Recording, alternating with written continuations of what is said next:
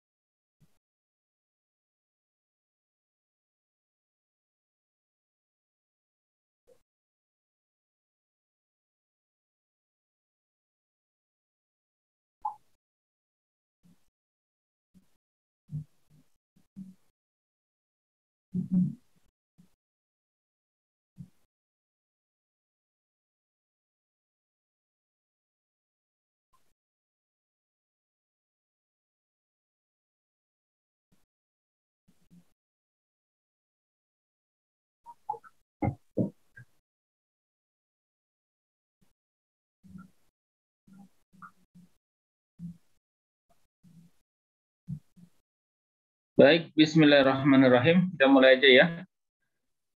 Ustaz.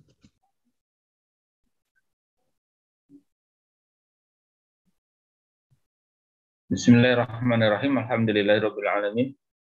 Wassalatu wassalamu ala asyrafil anbiya wal mursalin wa ala alihi wa sahbihi man tabi'ahum bi ihsan ila yaumiddin, amma ba'du.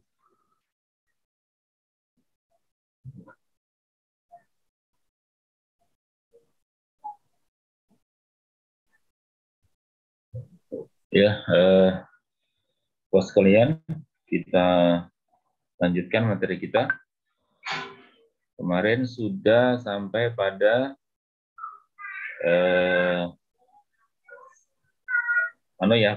materi pertama ya, udah selesai ya.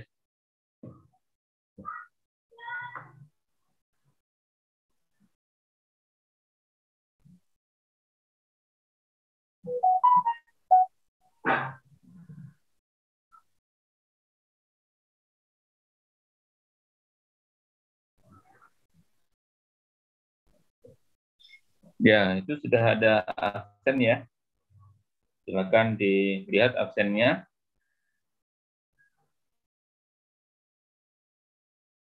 Di grup ya. Absen udah di grup. Baik, Ustaz.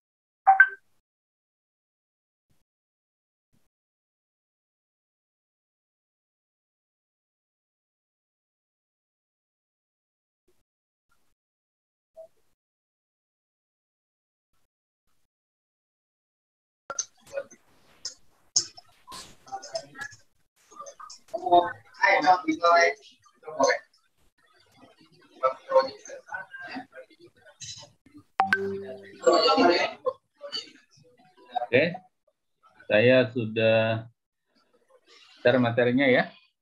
Belum.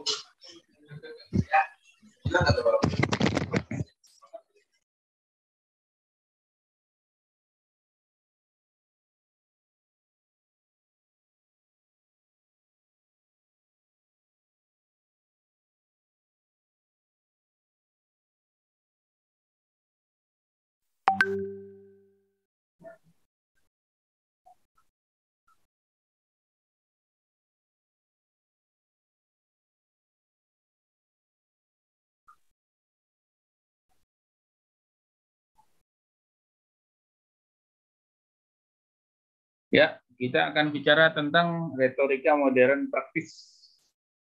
Ya, Bismillahirrahmanirrahim. Kemarin kita sudah sebutkan juga nih retorika modern praktis ya. Pengertiannya retorika adalah kemampuan berbicara di depan publik ya, dengan memperhatikan tata bahasa, estetika bahasa, cara penyampaian, dan psikologi audiens. Ya, dengan sifatnya yang informatif, persuasif, dan rekreatif untuk dapat memotivasi dan mempengaruhi orang lain. Tujuan ini ya, tujuan retorika itu ada yang informatif, ada yang persuasif, dan ada yang rekreatif. Tapi sebagian besar sekarang itu digabung ya. Di dalam retorika itu ada informasi, ya, ada tujuan informatif, ada persuasif, dan juga ada rekreatif. Kalau informasi informatif itu yang memberikan informasi banyak hal, ya, yang diberikan ya informasi-informasi yang penting diberikan. Paling bagus adalah informasi by data, ya. Jadi ada datanya, itu hasil penelitian, hasil dan lain sebagainya. Itu paling bagus, paling menarik. Terus kemudian persuasif.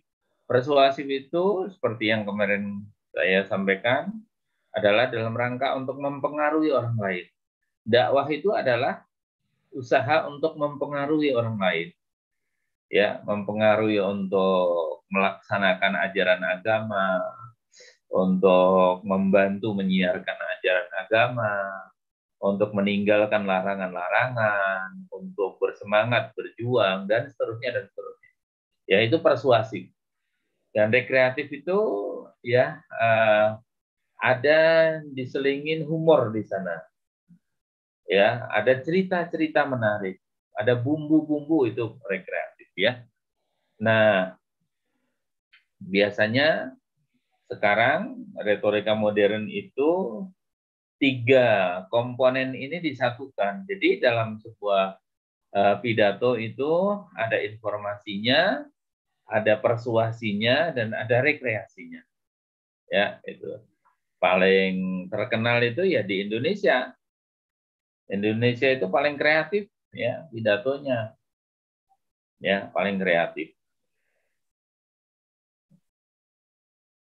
Oke. Kemudian ya jenis-jenis retorika itu ada impromptu, ada manuskrip, ada memoriter, dan ada extemporel. Ya, apa itu impromptu? Impromptu adalah jenis pidato yang tidak bermodalkan persiapan lisan maupun tulisan. Impromptu merupakan pidato dengan mengendalikan improvisasi dan argumen yang timbul secara refleks. Jadi kalau impromptu itu ya pidato spontan, ya, spontanitas, naik mimbar terus kemudian dia berpidato. Itu namanya impromptu. Jadi berpidato dengan spontan ya. Pidato yang kayak begini tidak disarankan ya, karena pidato yang kayak begini biasanya kegagalannya lebih banyak daripada keberhasilannya, atau pidatonya menjadi tidak maksimal ya. Kecuali bagi orang yang sudah jam terbangnya sangat tinggi ya, jam terbangnya udah banyak, udah terbiasa pidato, materinya sudah dihafal, udah banyak ini ya, memori ya, materi itu. Nah, itu boleh. Walaupun ya yang sudah banyak jam terbang kayak gitu juga tetap masih disarankan agar pidato itu dipersiapkan, karena bagaimanapun pidato yang tidak dipersiapkan itu akan berbeda dengan pidato yang dipersiapkan.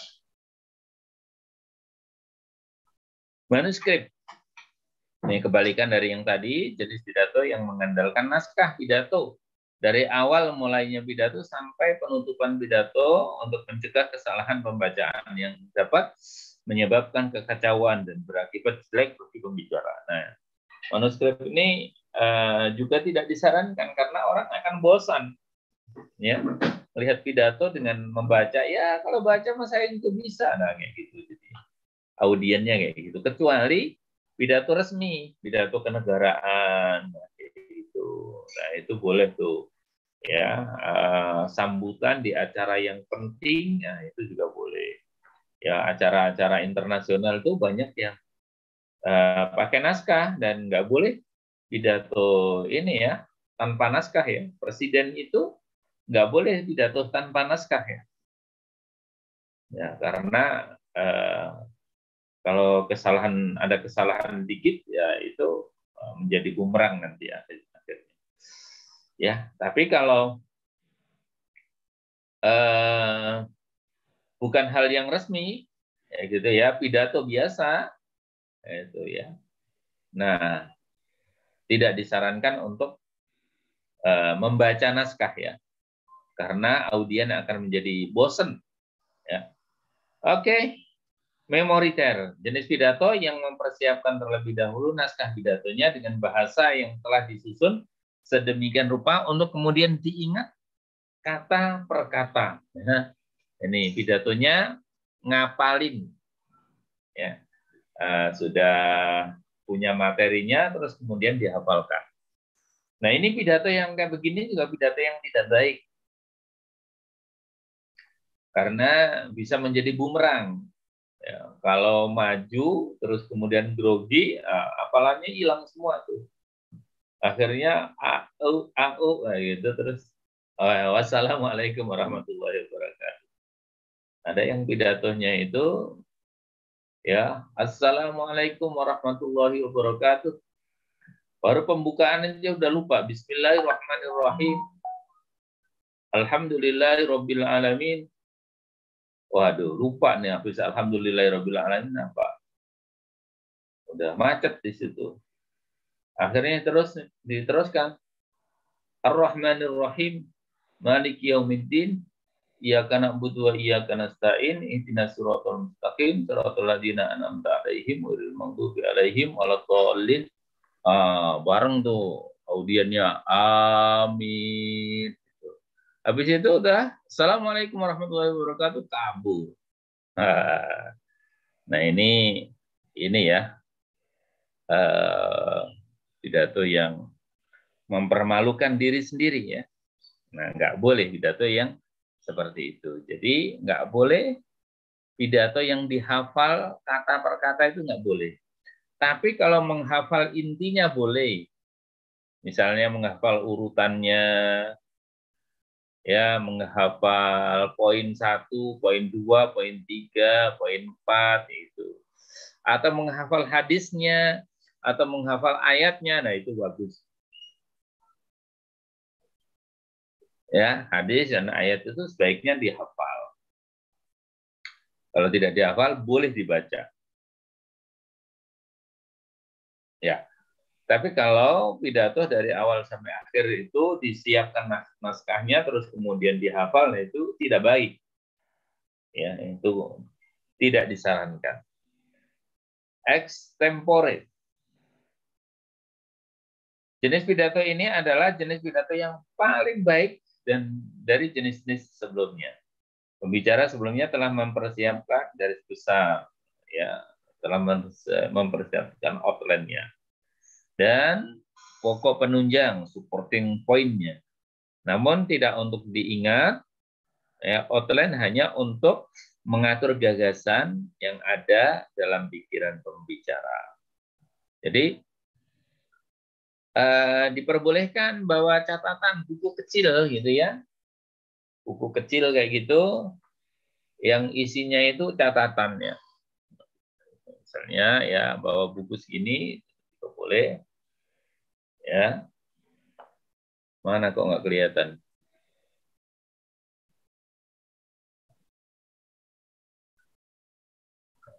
Bawa buku segini boleh? Nggak kelihatan ya? Ya.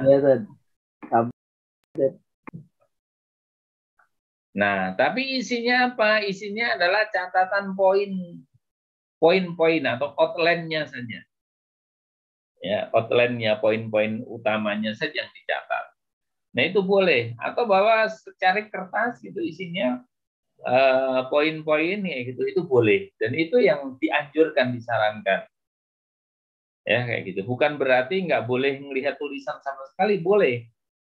Ya, tapi yang dilihat itu hanya outline-nya saja, catatan-catatan pentingnya saja, ya inti-intinya saja ya, kayak gitu. Nah itu boleh, bahkan itu disarankan, itu yang paling baik. Ya, kemudian itu jenis-jenis pidato. Berikutnya adalah bagaimana menyusun pidato.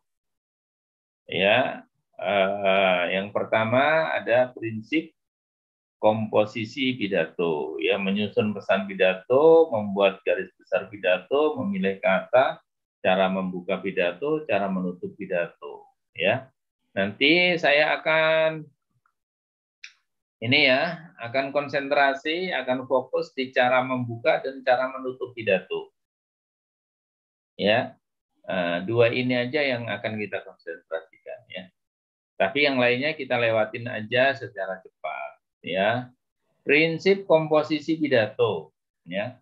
Komposisi pidato itu prinsipnya ada 3 saja. Ada pembukaan, ada isi, dan ada penutup. Ya, gitu. Pembukaan isinya apa? Isinya latar belakang, tema, gitu ya. Terus kemudian pengantar yang menarik. Itu.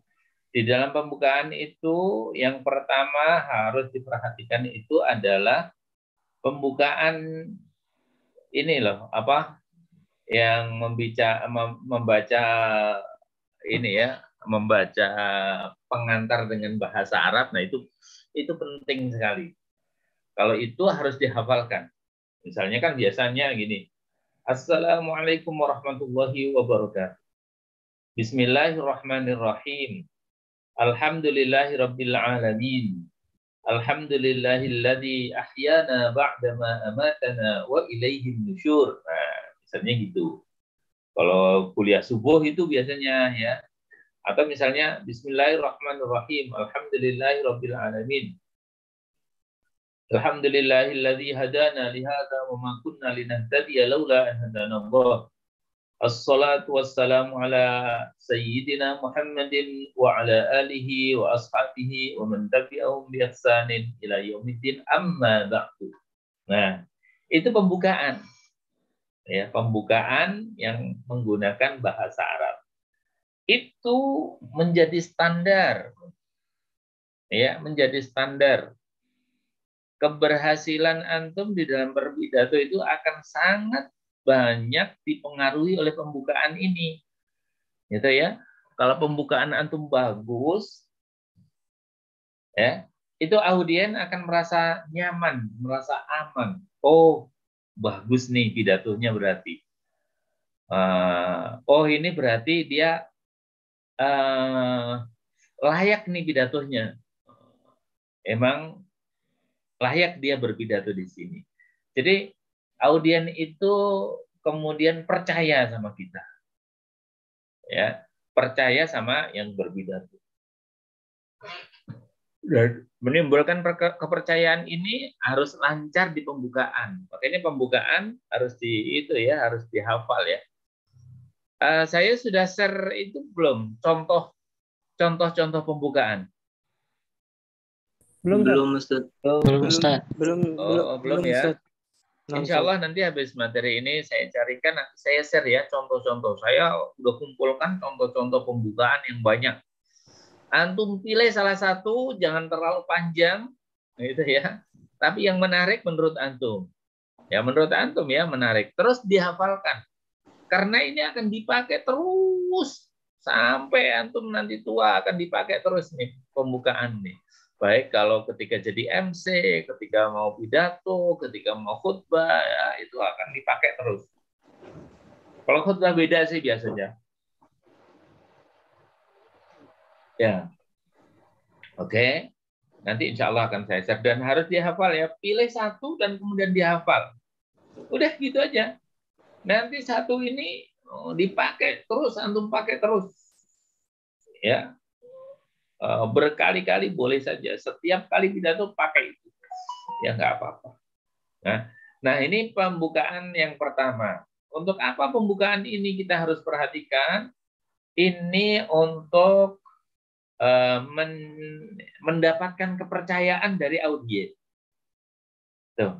Audien itu begitu melihat antum pembukaannya belepotan itu, dia kecewa. Ya, kayak gini suruh dengerin pidato kayak begini gitu. Tapi begitu mendengarkan mukadimah antum itu bagus, ya, keren nih, ya, kayak gitu. Jadi kepercayaan itu akan lahir dari situ, akan tumbuh dari situ, ya, akan didapat dari situ, ya, kepercayaan dari audien, ya. Nah itu penting. Oke. Itu yang pertama. Yang kedua ada pembukaan lagi, ya, yang bersifat ini ya latar belakang, menyampaikan latar belakang secara singkat. Ya. Nah, di dalam pembukaan itu orang banyak sekali ini memberikan bumbu-bumbu. Ya. Biasanya kalau di kita itu ada ini dulu, ada apa? Ada ini yang saya hormati itu. Ya. Nah, penghormatan ya, ada penghormatan kepada orang yang layak untuk untuk mendapatkan penghormatan yang ya lebih spesial di situ siapa, gitu ya. Misalnya tuan rumah, gitu ya. Atau misalnya ada seorang kiai di situ kita sebutkan namanya, ya. Atau tokoh-tokoh kita sebutkan namanya kalau mampu, itu jauh lebih bagus, ya kayak gitu. Kita sebutkan sebanyak-banyaknya itu bagus, ya kayak gitu. Karena apa? Itu akan menjadikan kita itu membuka pintu komunikasi dengan audiens. Ya, nah itu penting. Ya, itu penting. Kalau antum menyebutkan tokoh-tokoh, antum sebutkan namanya, terus antum yang saya hormati, saya muliakan, Bapak Kiai Haji ini, gitu ya, Bapak Insinyur ini, gitu ya, sebagai tuan rumah, nah itu ini membuka ini ya pintu komunikasi yang baik.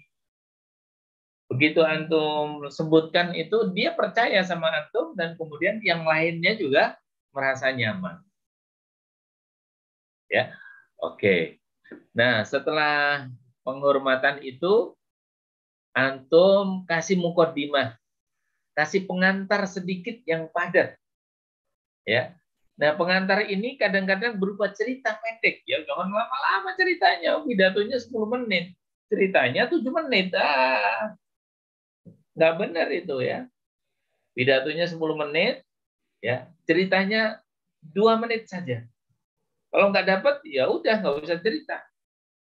Ya, itu yang pertama. Atau humor. Ya, itu untuk pengantar. Tapi kalau kita cerita, ya, misalnya ceritanya tentang apa kayak gitu ya, harus disambungkan dengan ini ya, dengan tema yang kita bahas. Jadi itu namanya jembatan tema. Jadi ketika kita bercerita, nah kita membuat kata-kata untuk menyambungkan antara cerita dengan tema. Cerita apa saja bagus buat ini, buat pengantar itu, dengan syarat antum bisa menghadirkan jembatan tema, ya, berupa. Maaf ya, saya minum dulu ya.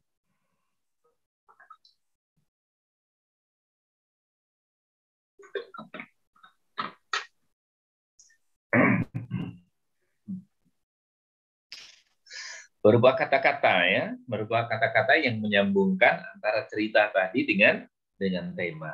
Nah, kalau itu antum berhasil, dari di pembukaan itu ada beberapa ya. Satu, pembukaan sholawat tadi ya, alhamdulillah yang bahasa Arab itu. Yang kedua terus penghormatan. Yang ketiga ini latar belakang atau pengantar dari tema. Nah itu masih masuk pembukaan 3 itu. Ya, nah baru setelah itu antum masuk ke materi. Ya, inti materi. Setelah itu nanti setelah materi boleh antum bagi menjadi, jadi materi itu antum bagi menjadi beberapa poin. 2 poin terlalu sedikit, 3 bagus, 4 sedang, 5 banyak, 6 kebanyakan. Jadi poinnya juga jangan banyak-banyak, kalau bisa 3 poin saja. Jadi tema antum bagi menjadi 3 poin misalnya ya. Nah itu bagus. Atau 4 poin juga masih bisa. 5 banyak, 6 kebanyakan. Ya kayak gitu. Nah setelah itu, nanti di akhir antum berikan kesimpulan. Ya, oke. Itu prinsip komposisi pidato. Jadi prinsip komposisi pidato itu ada 3. Pembukaan, isi, dan penutup. Udah. Gitu saja.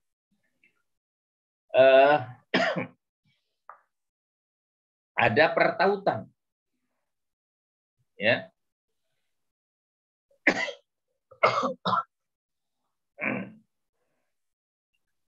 Pertautan. Nah, ini penting juga pertautan ini.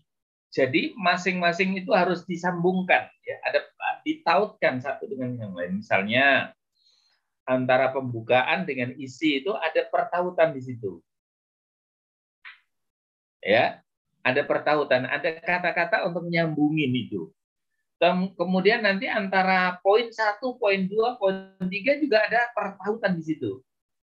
Ya, penutup pun juga ada pertautan di situ. Jadi penutup itu merupakan kesimpulan. Nanti juga harus mengatakan, ya, para jamaah yang dirahmati oleh Allah, jadi kesimpulan dari tema kita pada malam ini adalah 1, 2, 3, 4 misalnya.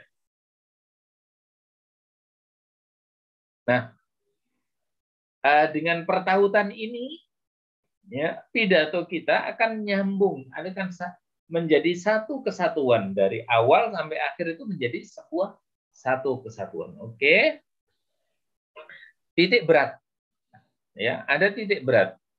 Nah, ketika kita itu punya tema yang jelas, terus kemudian punya tujuan yang jelas, maka kita akan bisa melakukan titik berat. Ya, ada tema-tema tertentu yang kita titik beratkan, yang kita fokuskan, lebih kaji, lebih mendalam lagi, ya. Nah, itu yang dimaksud dengan titik berat.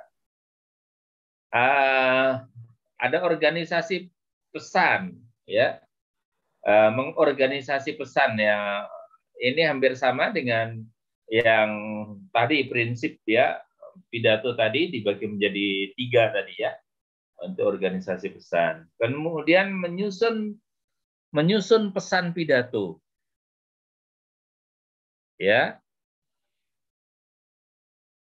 Bentar ya.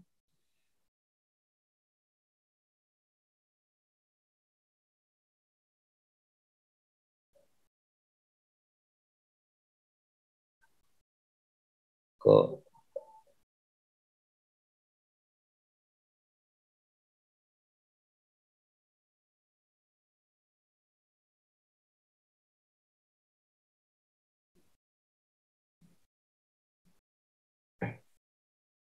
organisasi pesan. Tadi udah saya sistem penyusunan menurut Raymond. Ini di organisasi pesan itu ada tambahan ini, ya.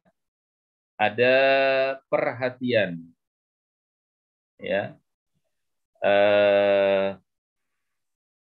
Oke.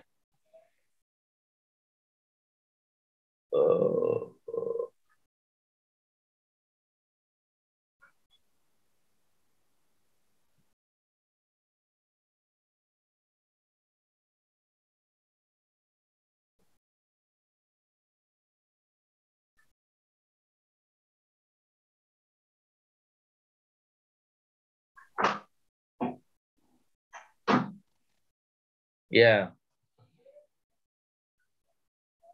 Oke, bagaimana menyusun pesan pidato? Ya, bagaimana menyusun pesan pidato? Pengaturan pesan. Bentar ya, saya slideshow, ya. Pengaturan pesan. Ini di atas saja. Ya. Sistem penyusunan pesan menurut Raymond. Ya. Yang pertama adalah perhatian. Timbulkan perhatian sehingga khalayak memiliki perasaan yang sama terhadap masalah yang dihadapi. Kebutuhan, rencana, dan keberatan. Ya. Jadi pesan pidato itu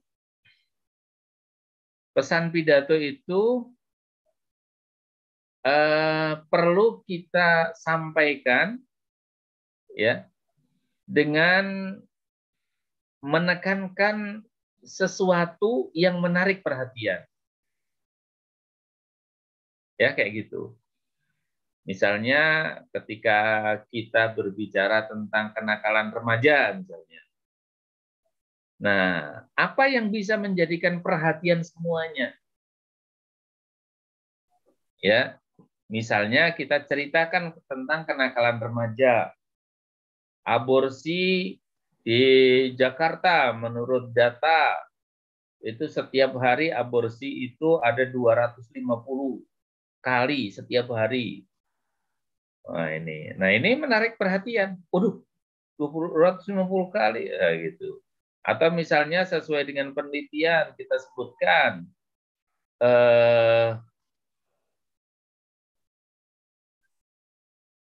misalnya 1 dari 10 gadis atau 10 remaja ya di Jakarta ini sudah pernah melakukan perzinahan. Nah, gitu. Itu kan menarik perhatian. Ya, nah itu penting karena ketika kita sampaikan sesuatu yang menarik perhatian, ya, maka audien kita akan akan fokus dan akan terus memantau apa yang kita sampaikan. Ya, terus mengikuti apa yang kita sampaikan. Ya, gitu. Terus kebutuhan. Ya, bangkitkan minat dan terangkan perlunya masalah ini disampaikan. Ya, itu. Bahwa masalah ini penting sekali disampaikan. Nah, itu penting juga kita sampaikan. Ya. Jadi setiap pesan yang ingin kita sampaikan itu ada unsur-unsur ini, ada unsur perhatian, ada unsur kebutuhan. Unsur perhatian itu kita menyampaikan sesuatu yang menarik perhatian audien. Kalau kebutuhan kita kita sampaikan bahwasanya tema kita ini sangat kita butuhkan. Ya, dengan argumen ya, dengan bukti-bukti ya. Itu. Kemudian ada rencana. Ya. Karena ini penting, maka jelaskan pemecahan masalahnya gimana. Rencananya bagaimana.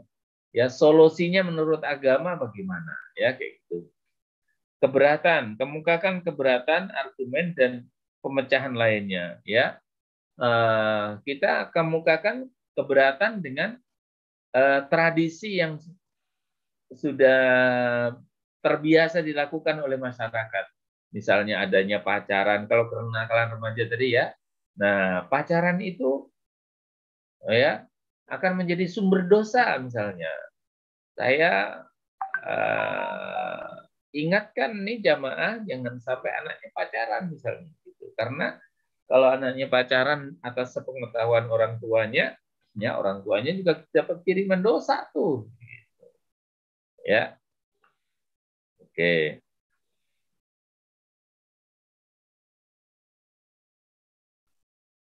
Oke, sekarang berikutnya penegasan kembali. Ya, nah tadi yang kita tekankan tadi kita memberikan penegasan kembali. Terus kemudian kalau bisa ya kita sampaikan bagaimana tindakan yang harus kita lakukan. Tunjukkan cara jelas tindakan yang harus kita tunjukkan. Nanti di materi terakhir akan kita jadwalkan yang akan kita terangkan bagaimana caranya kita menyusun ini ya, menyusun pesan pidato ini ya. Karena inti dari pidato itu kan menyampaikan pesan ya. Pesan itu kita ambil dari mana? Kita ambil dari tema. Ya, dan tema itu kemudian kita perkaya ya, perkaya dengan apa? Dengan nilai-nilai. Nilai-nilai. Nah, nilai itulah yang akan kita jadikan sebagai pesan di dalam pidato. Ya, nanti insya Allah di materi berikutnya secara lebih praktis ya akan kita bicarakan ya, akan kita bicarakan dan kita akan berlatih nanti untuk menyusun naskah pidato. Oke, membuat garis besar pidato, ciri-ciri garis besar yang baik. Sebetulnya garis besar itu tergantung pada tema ya.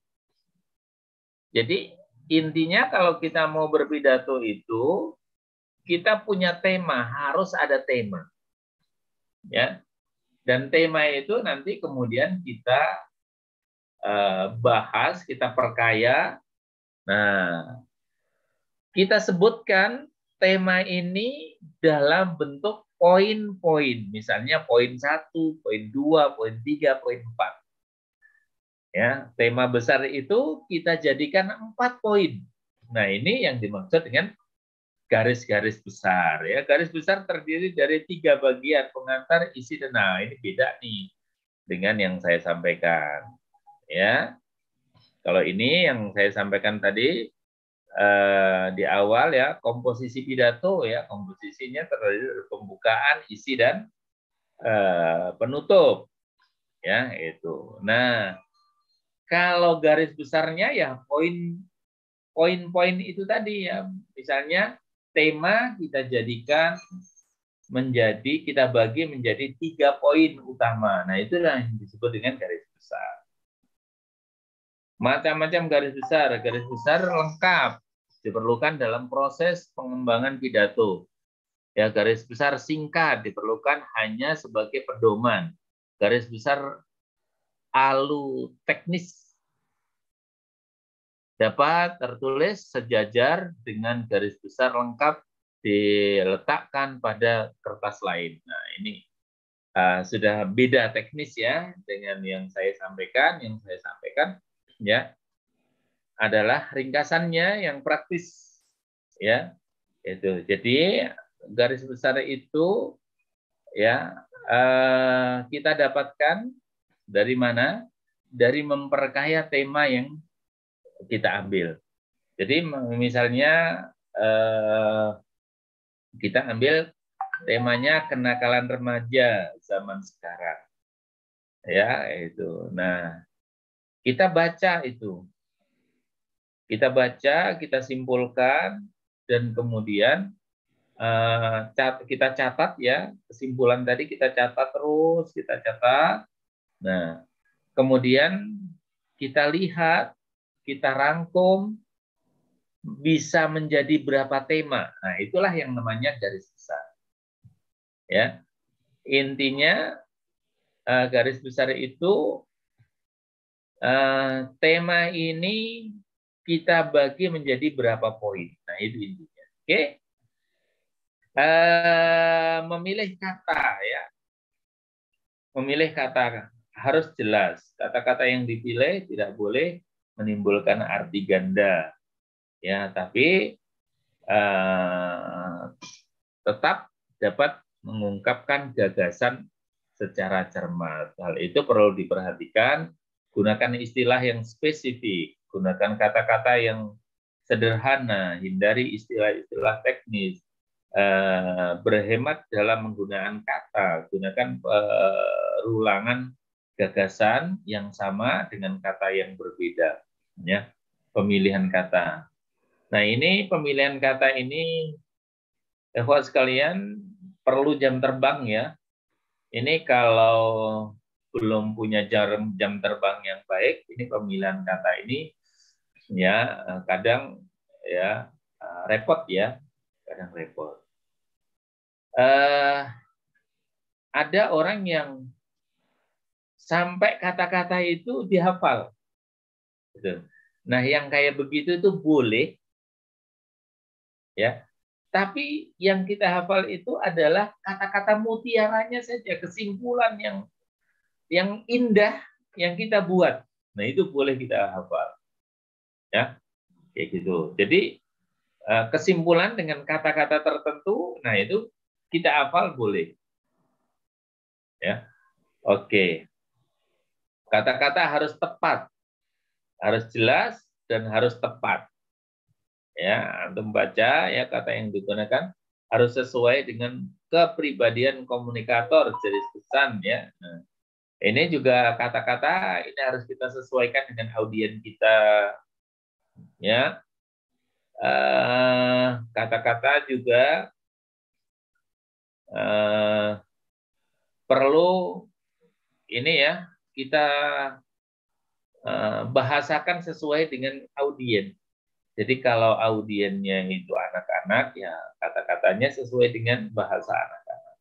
Kalau majelis taklim ibu-ibu, ya harus sesuai dengan kondisi ibu-ibu. Kata-katanya harus kita sesuaikan. Kalau audiennya adalah para mahasiswa, nah itu juga berbeda. Ya, pendekatannya berbeda, kata-kata yang kita gunakannya pun juga berbeda. Kalau pidatonya itu campuran, nah itu juga berbeda lagi, ya. Nah itu kita harus sesuaikan dengan itu semuanya. Kata-kata itu kita sesuaikan dengan audiens kita, oke? Kata-kata harus menarik. Nah ini kata-kata yang harus menarik ini kadang-kadang perlu dihafal juga ya. Itu karena sebagai bumbu ini, ya ini sebagai bumbu. Oke, pilihlah kata-kata yang menyentuh langsung dari diri halayak. Gunakan kata berona, ya. Gunakan bahasa yang figuratif. Gunakan kata-kata tindak, ya, action. Ya, nah, semua pilihan ini memang kadang-kadang perlu disusun terlebih dahulu. Ya, perlu disusun terlebih dahulu kata-kata yang indah tadi, ya itu. Nah, nanti kemudian kita berlatih, ya. Kita berlatih.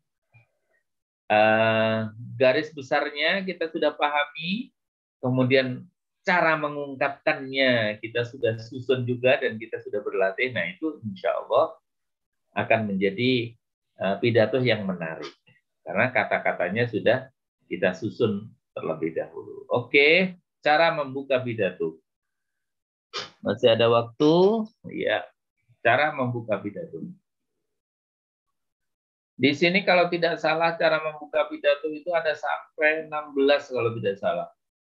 Iya. 16 cara membuka pidato. Ya. Tapi dari 16 cara ini antum pilih salah satu saja yang paling memungkinkan. Ya. Cari salah satu aja yang paling memungkinkan. Ya. Jadi jangan digunakan 16-16-nya, ya repot nanti. Nyambung nanti. Ya. Yang pertama, komunikator menyebut hal yang akan dibicarakannya dan memberikan kerangka pembicaraan. Nah, ini penting. Ya. Tema kita pada malam ini adalah ini. Tema kita ini penting karena ini. Ya. Oleh karena itu kita akan berbicara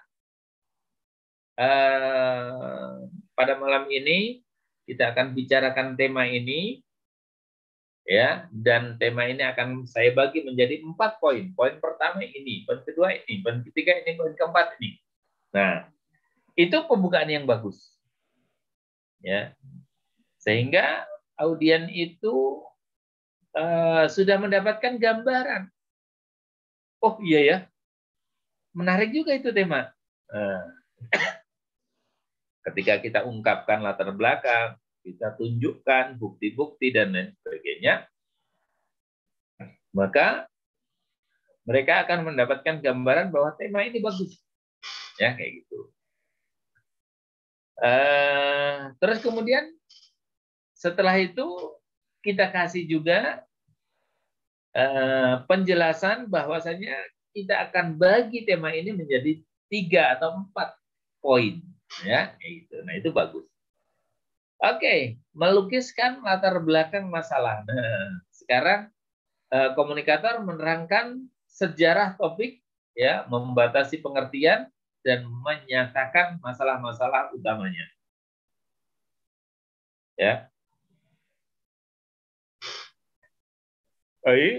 Melukiskan latar belakang masalah. Maksudnya adalah bahwa kita menyampaikan latar belakang itu dengan deskripsi yang baik. Ya. Kita definisikan dengan definisi yang baik. Kita ungkapkan, ya, jangan terlalu panjang, pendek saja, ya, tapi sudah mencakup semuanya dan mudah dimengerti. Ya, itu yang dimaksud dengan menerangkan, melukiskan, ya, memberikan gambaran secara utuh, gitu ya, tema yang kita bahas. Oke, menghubungkan dengan peristiwa mutakhir. Ya, misalnya kita hubungkan, ya, tema kita dengan penyakit corona. Ini kan peristiwa terakhir, ya, mutakhir. Atau misalnya kita hubungkan dengan peristiwa mutakhir bahwa orang-orang Perancis itu sekarang berbondong-bondong masuk Islam. Nah, ini, ya, menghubungkan dengan peristiwa mutakhir yang menarik. Tema itu dalam pembukaan kita kasih penjelasan tentang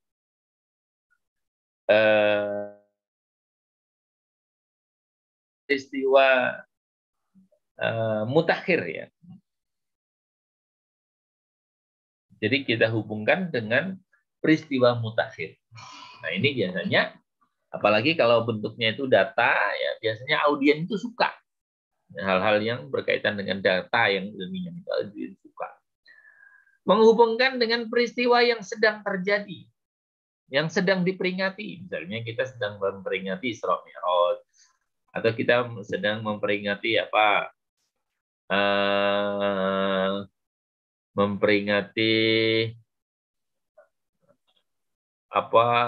Walimatut Tasmiyah misalnya. Ya. Walimatut Tasmiyah itu dalam rangka memberikan nama, tuh, ya. Kalau orang Jawa itu ada itu semuanya itu. Ya. Nah, kita sebutkan dalam rangka khitanan, ya, dalam rangka pernikahan dan lain sebagainya. Nah, kita sebutkan itu, ya. Atau syukuran kelulusan, gitu ya. Lulus diterima di mana, gitu ya. Luar negeri, gitu ya. Misalnya diterima di Saudi, gitu ya. Madinah, gitu ya. Nah, itu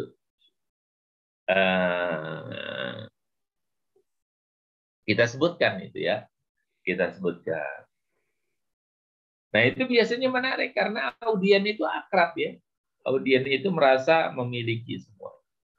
Oke, menghubungkan dengan tempat komunikator berpidato. Misalnya kita berpidato di sebuah aula. Nah, kita berbicara, subhanallah, aula ini, ya, tidak terlalu megah, ya, dan termasuk aula yang cukup sederhana.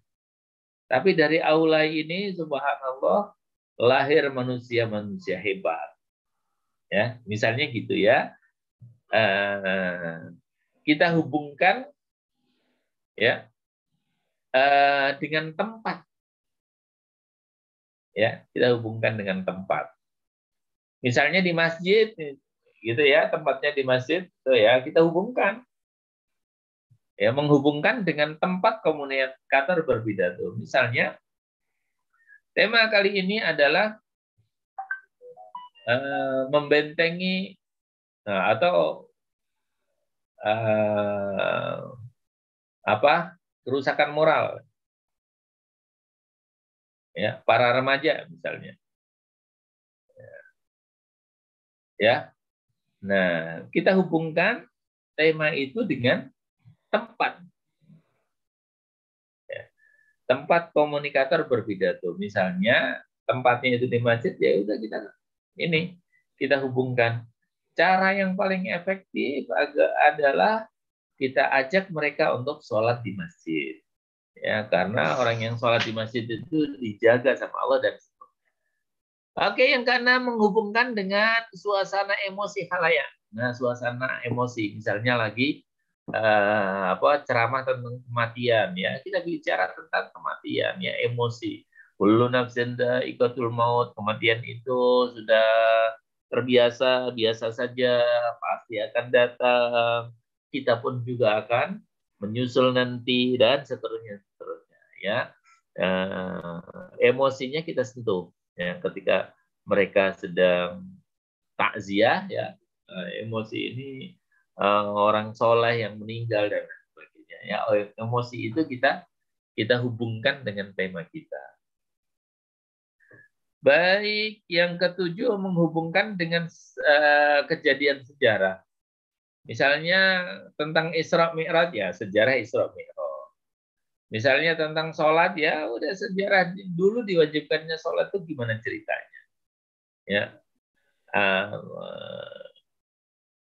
itu menghubungkan dengan sejarah, kejadian sejarah ya.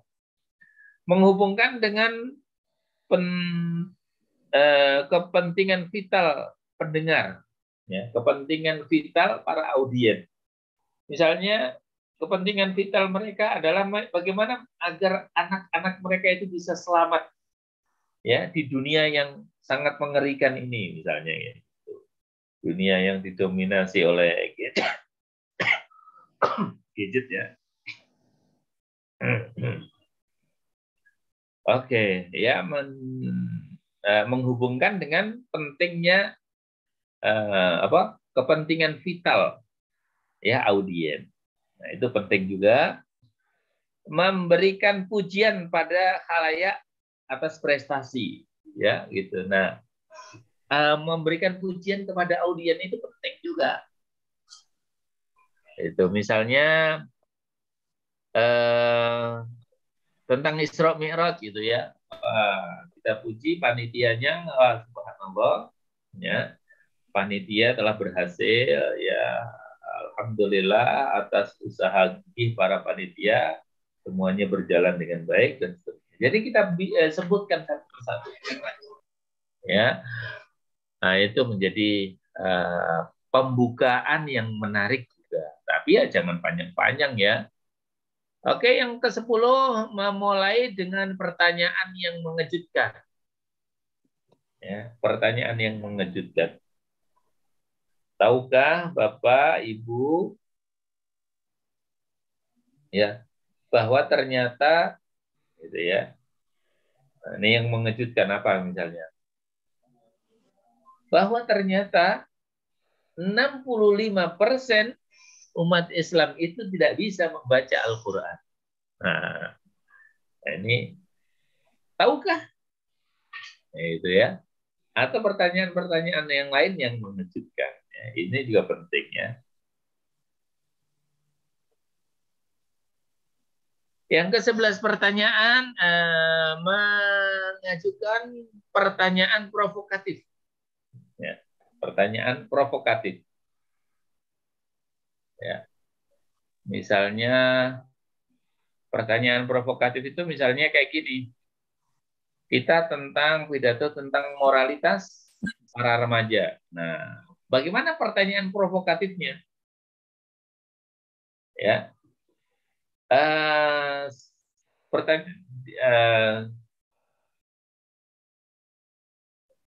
contoh ya,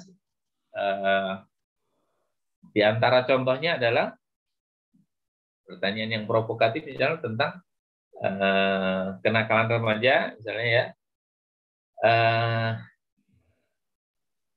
Sudahkah, benarkah misalnya ya, bahwa kenakalan remaja itu ya bukan merupakan andil kita, misalnya kayak gitu. Betulkah kenakalan remaja kita ini ya, bukan karena andil kita sebagai orang tua? Jangan-jangan kenakalan ini adalah merupakan akibat dari kelalaian kita. Ya, ini ya ini pertanyaan-pertanyaan yang provokatif ya. Kayak gitu. Atau yang lebih provokatif lagi ya itu ya. Lebih provokatif lagi. Apakah kita bisa ini menjamin bahwasannya nanti ya kita bisa mempertanggungjawabkan ya, amanah anak ini ya, di hadapan Allah Subhanahu wa taala. Dan seterusnya ya. Yang ke-12 menyatakan kutipan ya, ada kutipan dari Al-Qur'an, dari Al-Hadis, dari kata-kata hikmah para ulama ya. Itu boleh ya. Baik itu berupa puisi atau berupa ayat atau berupa apa, ya itu boleh. Bagus lah, bagus. Yang ke-13 menceritakan pengalaman pribadi. Nah, cerita ini biasanya sangat menarik. Bahkan kalau kita lihat para orator-orator itu, ya mereka sering sekali membuka pidatonya dengan cerita. Atau mereka sering sekali membuka pidatonya itu dengan humor. Humor-humor segar ya. Nah, itu penting sekali. Tapi cerita itu harus ada hubungannya dengan tema. Ya. Kita harus mampu menghubungkan antara cerita tadi dengan tema. Itulah yang namanya jembatan tema. Yang ke-14, mengisahkan cerita faktual, fiktif, atau situasi hipotesis. Nah, cerita apa saja, baik fiktif maupun cerita faktual, ya atau hanya sekedar hipotesa saja, ya semua cerita itu baik untuk kita jadikan latar belakang, pengantar, pembukaan, ya. Asal kita bisa menghubungkan dengan tema ya. Cerita apa saja, fiktif pun juga boleh saja. Ya, yang penting kita bisa mengambil hikmahnya ya gitu. Yang ke-15 menyatakan teori atau prinsip yang diakui. Ya, teori atau prinsip yang diakui ya prinsip-prinsip dalam Islam ya dan lain sebagainya atau teori-teori yang penting ya itu boleh bisa saja. Membuat humor, nah ini humor. Kita buka pidato kita dengan humor. Nah, itu juga boleh. Kenapa? Karena dengan humor itu ya membuka sekat-sekat semuanya. Ya, akhirnya antara kita yang pidato dengan audien itu bisa menyatu, humor. Tapi ada yang perlu diperhatikan nih ketika kita membuat humor ya. Yang pertama, ketika kita membuat humor, jangan sampai kita mengumumkan bahwasanya kita mau membuat humor. Nah, jadi kalau kita sampaikan, saya punya humor yang sangat lucu misalnya. Nah itu jangan. Kenapa? Kebanyakan gagal karena orang yang udah tahu lebih dahulu tentang humor dan lain sebagainya itu biasanya defensif dia. Ya, defensif dirinya itu. Paling nggak lucu, nggak lucu. Nah, itu ya. Nah, jangan sampai kita beritahu bahwasanya kita akan membuat humor yang lucu. Yang kedua, harus diperhatikan ketika kita membuat humor, jangan sampai humor itu tidak lucu. Jangan sampai humor yang kita sampaikan itu tidak lucu. Apalagi humor yang kita sampaikan belum selesai kita menyampaikan humor, kita udah ketawa sendiri. Tapi audien belum nyambung dengan humor kita. Nah, jangan sampai itu terjadi ya. Itu namanya gagal. Gimana caranya agar tidak gagal? Buat skrip humor dan kemudian berlatih. Ya, ketika kita berlatih sekali, 2 kali, 3 kali sampai berhasil berlatih, nah rekamlah latihan kita itu, latihan membawakan humor ya, rekamlah latihannya, terus suruh nilai orang lain. Kalau orang lain yang melihat video kita itu mereka ini ya tertawa terpingkal-pingkal gitu misalnya, nah itu berhasil. Oke? Mohon maaf.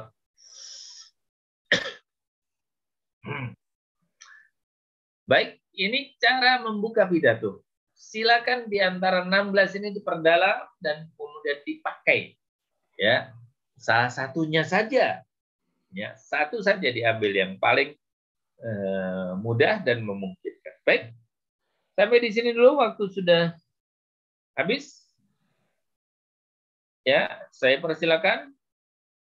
Kalau ada yang mau disampaikan, silakan.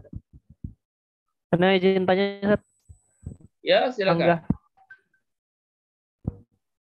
Hmm, Saya itu- ini dulu ya. Saya stop screen dulu ya. Stop share ya. Nah, silakan. Sat, bismillah. Untuk dalam pidato, Sat, atau dalam hmm, apa ya? Jadi MC misalkan Ya, pidato deh. Kan di pembukaan tuh ya, yang bagus itu eh, s- kan ada misalkan Bismillah, Alhamdulillah dan seterusnya. Terus ya, ada yang terhormat, beliau udah. Setelah itu ya. baru salam, Sat. Assalamualaikum warahmatullahi wabarakatuh. Baiknya seperti itu ataukah salam dulu di depan, Sat? Ya, salam itu biasanya kan salam itu sebagai pembuka. Sebenarnya pilihan sih gitu, tapi yang biasa, yang ada, yang sudah lumrah dipakai, salam itu ya sebagai pembuka. Pembuka pintu ya assalamualaikum. Itu. Tapi sekali-sekali antum boleh nyoba juga salamnya setelah ini ya, setelah pembukaan ya, setelah pembukaan. Boleh juga kayak gitu. Tapi yang lumrah, apalagi ketika kita masih berlatih, ya yang biasa aja, itu salam dulu sebagai pembuka, baru mukadimah dan seterusnya gitu. Nggak ada aturannya sih yang tetap kayak gitu enggak, tapi karena salam itu sebagai pembuka, ya makanya kebanyakan orang ya menggunakan salam di awal ya, kayak gitu. Oke, ada lagi? Sat, izin bertanya, Sat, Prabu Seno. Ya, silakan. Tapi Prabu ini Seno. sebenarnya Ya. Sat. Ini pertanyaan untuk materi yang kemarin, Sat. Saya masih ada sedikit yang menjanggal, Sat. Ya, ya. Jadi kemarin itu salah satu retorika dakwah itu faktornya adalah mengerti psikologi audiens. Nah, biasanya kita kalau misalnya offline kan bisa melihat ada beberapa yang misalnya ngantuk atau resah karena tidak betah dengan pidato kita atau main HP karena tidak atensi kepada kita. Nah, pertanyaannya, Sat, karena sekarang lagi pandemi kan, Sat, jadi bagaimana kita mengerti psikologi audiens tapi public speaking kita melalui Zoom meeting gitu, Sat. Karena terkadang kita suka terkecoh, Sat. Mungkin saya atau ada beberapa teman-teman kita matanya nggak fokus ke kamera, tapi mereka sebenarnya lagi memperhatikan, atau ada yang sedang memperhatikan tapi sebenarnya pikirannya lagi kemana-mana atau tatapannya kosong gitu. Bagaimana, Sat, mengerti psikologi audiens saat Zoom meeting seperti ini, Sat? Mohon penjelasannya, Sat. Ini memang menjadi ini ya, menjadi problem kita, dan ini di antara kelemahan ya online ya, virtual ya, itu di antara kelemahannya. Nah, sekarang itu banyak sekali orang yang sudah mulai menutup ini kelemahan ini. Dengan cara apa? Dengan cara membuat slide yang bagus. Ya, share slide-nya itu bagus, menarik. Ya, kayak gitu. Atau dengan cara membuat ilustrasi-ilustrasi yang bagus, yang lebih berkualitas lagi. Atau dengan cara membuat humor, atau dengan cara membuat cerita-cerita. Ya, itu. Nah, improvisasinya sudah banyak. Ya, udah banyak. Intinya itu kalau kita pidato itu menarik, ya itu ya kualitas isinya itu bagus gitu ya, biasanya audien itu akan tertarik gitu ya. Itu sangat ini ya, pembukaan itu ya sangat menentukan nantinya ya. Pembukaan kita yang bagus itu akan menyebabkan audien itu selalu standby dan serius mengikuti kita. Ya, kayak gitu. Jadi memang ini sebuah kelemahan karena online itu susah ya, kayak gitu. Tapi ya yang susah-susah ini biasanya orang itu akan cenderung untuk tertantang, gitu ya, tertantang dengan kesulitan-kesulitan. Maka sekarang sudah banyak sekali ya orang-orang yang berimprovisasi di sini, ya, yaitu ada yang buat cerita, ada yang membuat humor-humor menarik, gitu. Terus diselingi dengan itu, ya. Oke, itu yang bisa saya jawab. Ada lagi yang lain? Baik, Ustaz. Terima kasih, Ustaz. Iya. Ya, udah cukup? Baik. Kalau sudah tidak ada, ya saya mohon maaf. Ya, kalau ada khilaf, saya mohon maaf yang sebesar-besarnya, dan kita tutup dengan doa kafaratul majelis. Subhanakallahumma bihamdika, asyhadu an la ilaha illa anta, astaghfiruka wa atubu ilaik. Assalamualaikum warahmatullahi wabarakatuh. Saya pamit ya. Waalaikumsalam warahmatullahi wabarakatuh. Terima kasih.